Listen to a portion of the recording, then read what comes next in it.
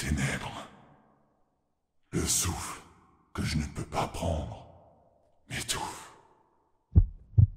C'est un vide dans mes poumons et ma gorge.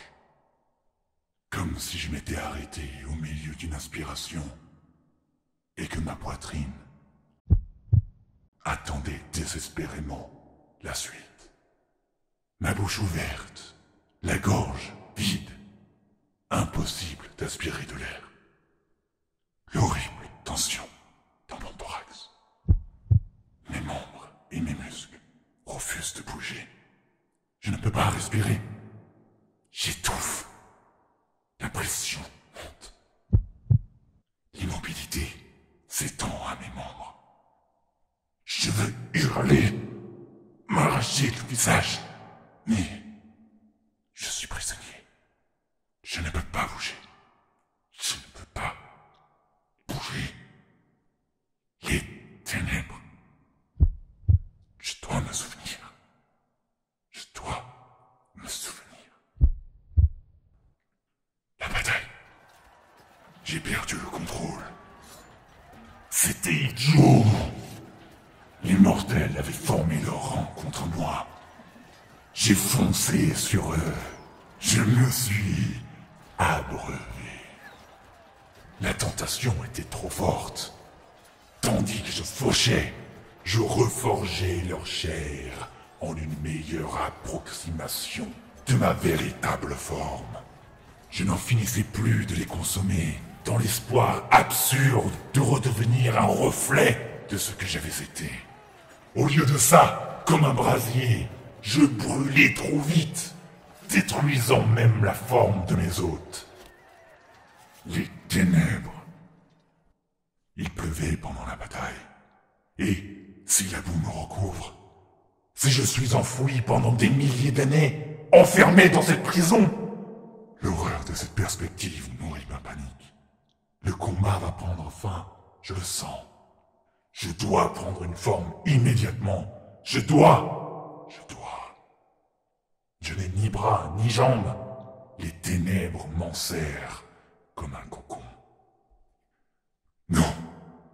De toute ma volonté, je cherche à me redresser. Mais j'ignore si cela fonctionne.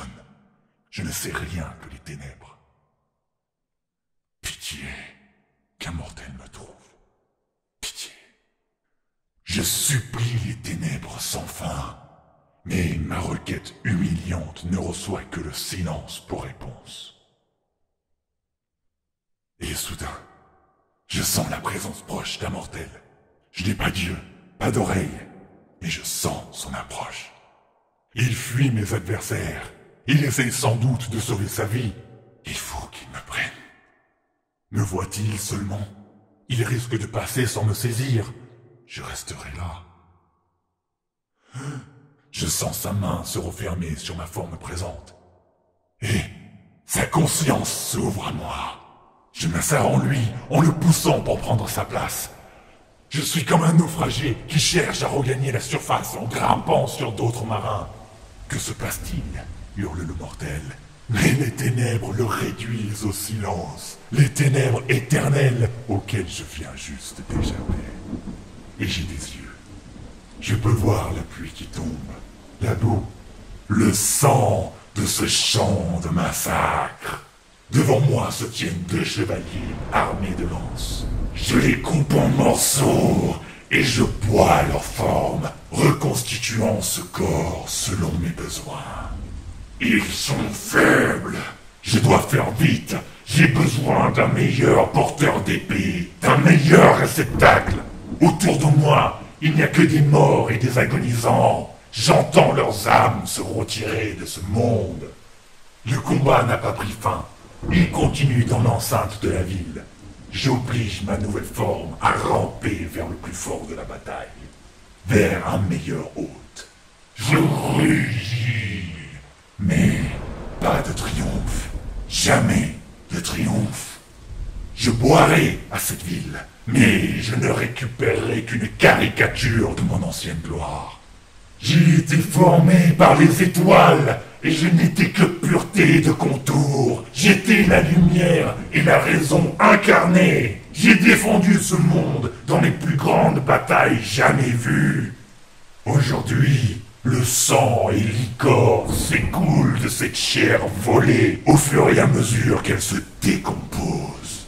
Les muscles et les os luttent contre l'abomination que je suis devenu. Je m'emplis les poumons d'air. Non, Atrox, dis-je, ma voix résonnant parmi les cadavres qui m'entourent. Nous continuerons encore et encore jusqu'à l'anéantissement total.